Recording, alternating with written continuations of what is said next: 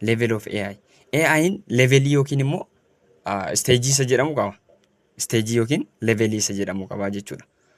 The most common uses of AI today fits this bracket, covering everything from stage 1 rule based system warra jedhaman.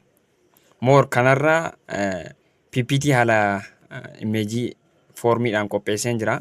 Image formii kana osoo laallee sirriitti tola jechuudha baay'ee. Levels of AI maaliif image based gaafa barattan reality jiru faana gaafa barattanii baay'uma bareedaadha. Baay'uma isinitti tola jechuudha. Asirratti maal argitu? 7 basic rule 7 levels of AI jira jechuudha. Rule based systemidha haga super intelligence'itti. Stage qaba jenneerra AI'n stage qaba jenneerra stage tokkorraa gara stage biraatti darbaa deema. Haguma kana darbaa deemu kana dandeettii yaaduunsaa maal akka ta'u propertii akkamii akka godhachaa deeman garaagarummaa isaan qaban kan nuti ilaalaa deemnudha jechuudha as keessatti. The first one is rule based systemidha jechuudha.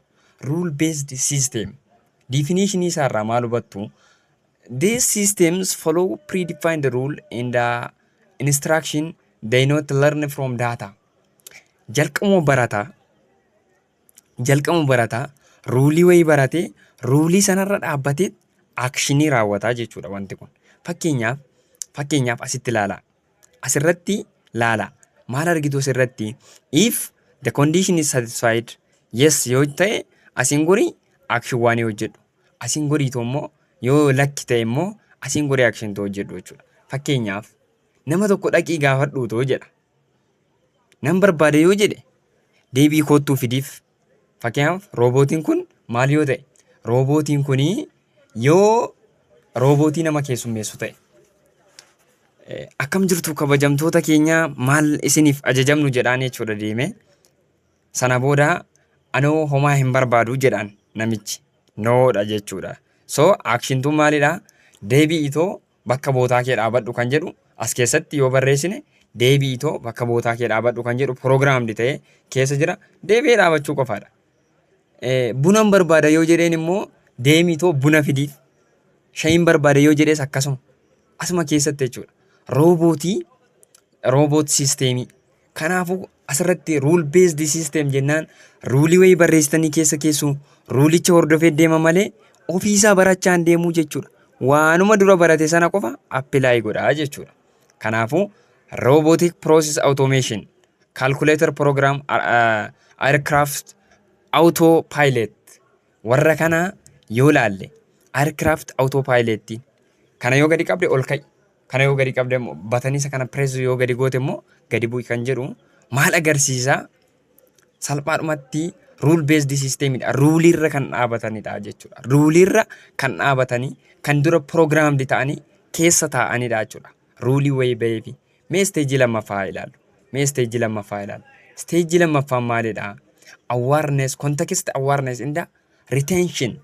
Context awareness and retention. Definition is samada. This system can understand the context and retain information about past event. Isaan kun immoo ni yaaddatu. Retention jechuu yaaddachuudha mitiire. So ni yaaddatu. Maal godhu?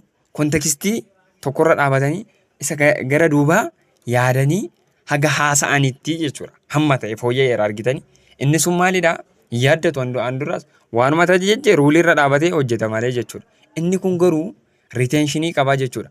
The system can understand the context. Konteksticha ni hubata. Sana booda maal godha? The past event information past sassaabee maal godha? Assess godhee itti kennaa jechuudha.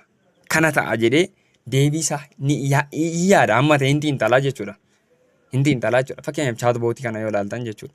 Inni sun roobootiidha. Stage 1 roobootiidha. Inni kun garuu chaatbootiidha. Chaatboot virtual assistant fi spam filters.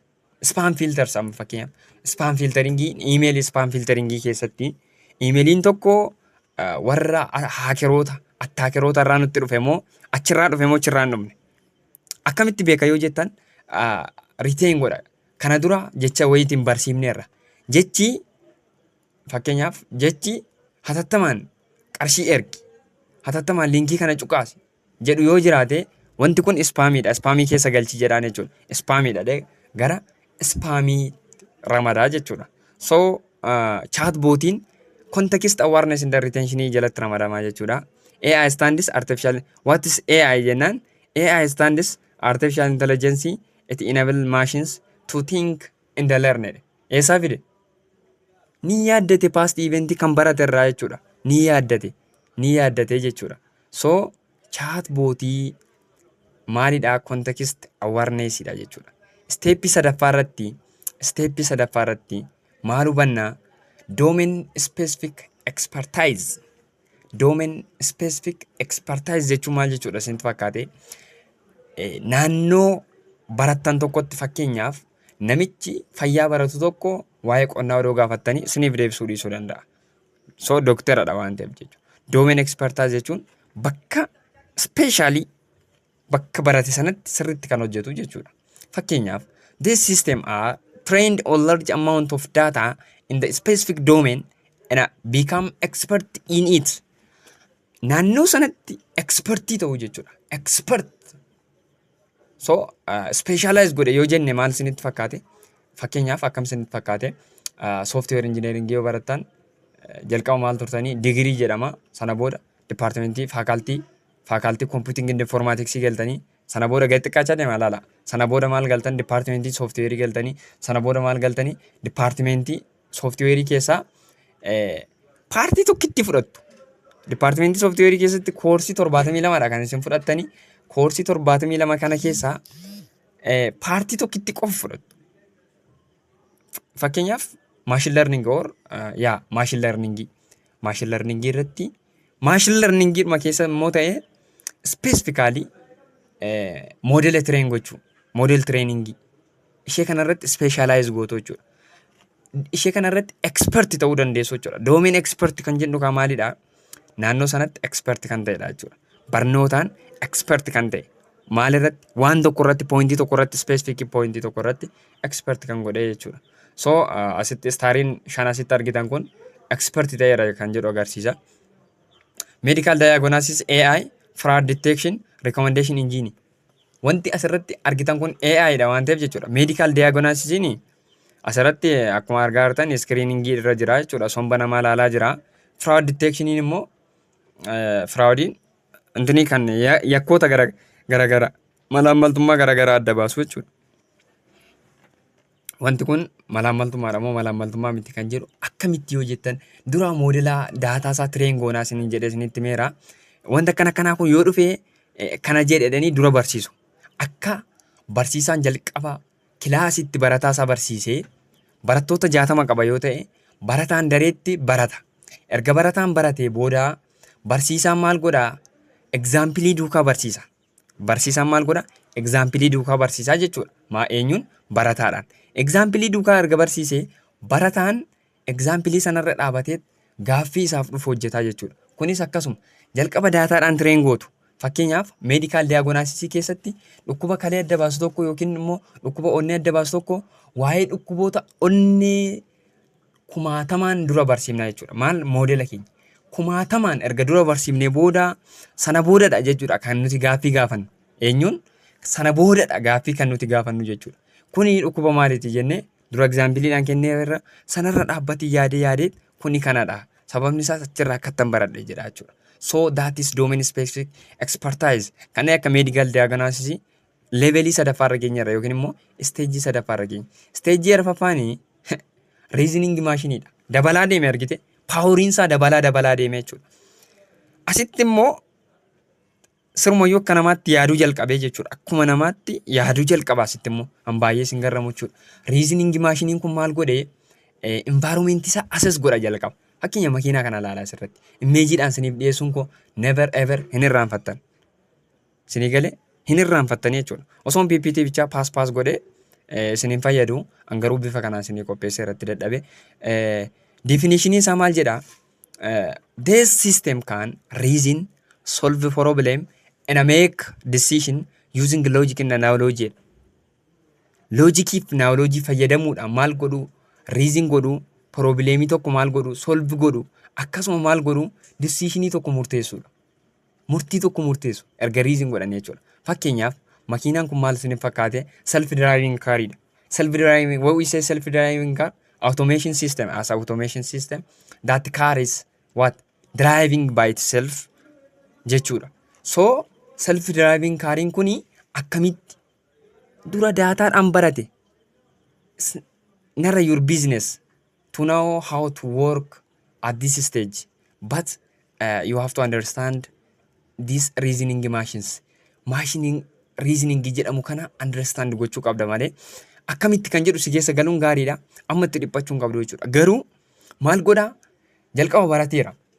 Akkamitti akka barate sinitti meera. Daataadhaan barata siniin jedheera. Kanaafuu data analyst, data scientist chapter 2 keessatti daaraa goonee barannee bira dabarree jechuudha. Akkamitti akka moodelli tokko baratu asirrattiin sinii ibsaa deema waan ta'eef jechuudha. Kanaafuu maal godhe moodelli kuni daataadhaan erga barate, daataa isaa funaananii erga barsiisanii booda moodela kana moodelli kun maal godhe naannoo isaa environment isaa assess godhe, perceive godhe, sana booda reason godhe. Meetira meeqan itti dhiyaadhee jira makiinaa kanatti? Meetira 5 jedheen. Sensoriin detect gootee itti himte meetira 5. Meetira 5 meetira 5 taanaan speediin koo 20tti gadi bu'uu qaba. Meetira 2 speediin koo 10tti gadi bu'uu qaba. Bira geesse meetira 1 speediin koo 2tti gadi bu'uu qaba. Speediin koo gadi bu'uu qaba jedhee act kan godhu immoo action yookiis immoo maal jedhama effectors. Anniisaa elektirikii gara anniisaa makaanikaalitti kan jijjiirsu effectorii miti yaa effector jedhama jechuudha. Effectorii fayyadamu jechuudha. Actionii tokko fayyadamu, actionii tokko fudhatu jechuudha. Sanarratti jechuudha. So perceive, reason, act warri jennu automation vehicle konkolaattota jechuudha. Advanced robotics na AI planning system warra kanadha jechuudha. Choosii keessatti dhufa yeroo baay'ee. Which one is the following reasoning machines? A. Autonomous vehicles. B. Self-driving car. C. Advanced robotics. D. AI planning system. E. All yoo jedhe oolii ta'a jechuudha. So maqaa jijjiiruun siniin shawwadu jechuudha ijoollee koo. Ijoolleen kun shawwadamtu jechuudha. Dhugaa dubbachuuf share godha obboleessa keessaniif. Like godhi amma odumaa laaltu like gochuun dagatiini. Yoo sitti toleera ta'e qofadha kanatti like gootu. Malee na gammachiisuuf osoo hin taane si gammachiiseera yoo ta'e jechuudha. So stage 5ffaa irratti self aware systemidha. Self aware system AGI warra jennu jechuudha.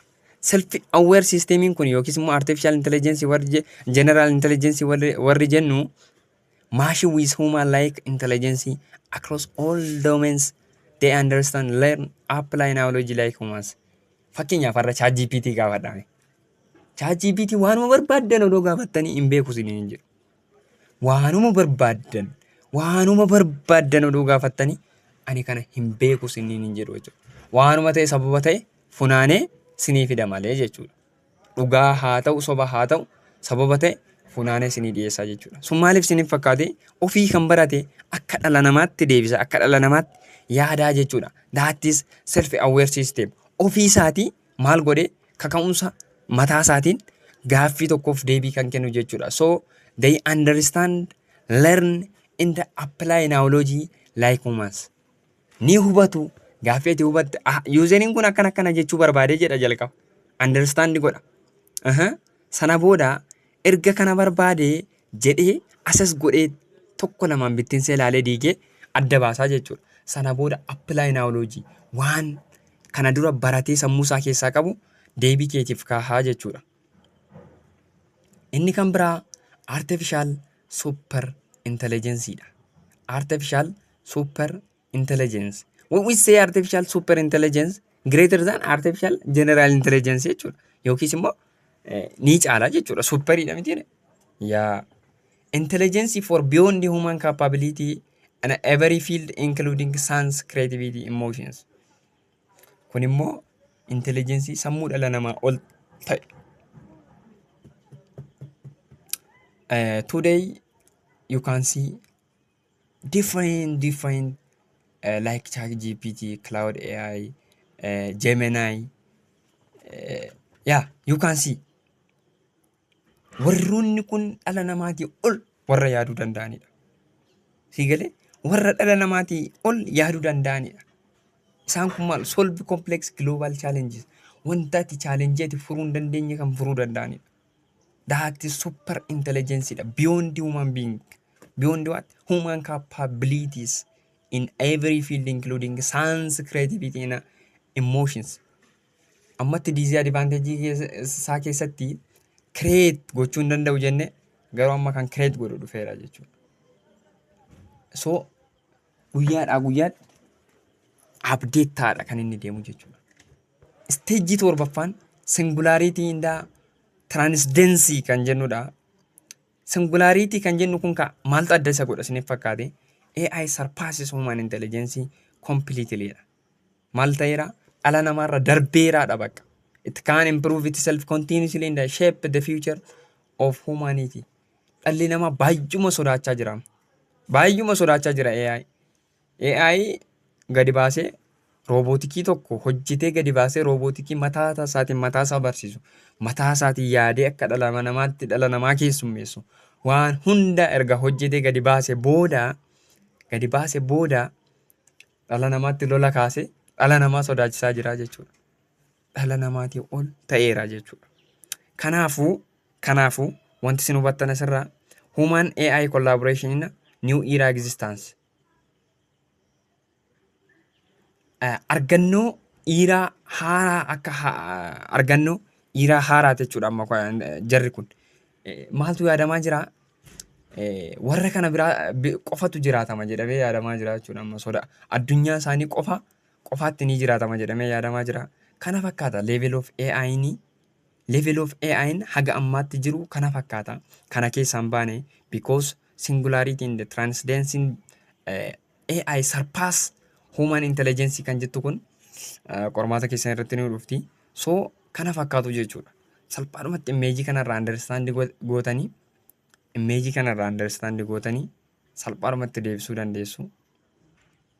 Kanaafi guddaa galatooma hiriyoota keessaniif share gochuu hin dagatiina.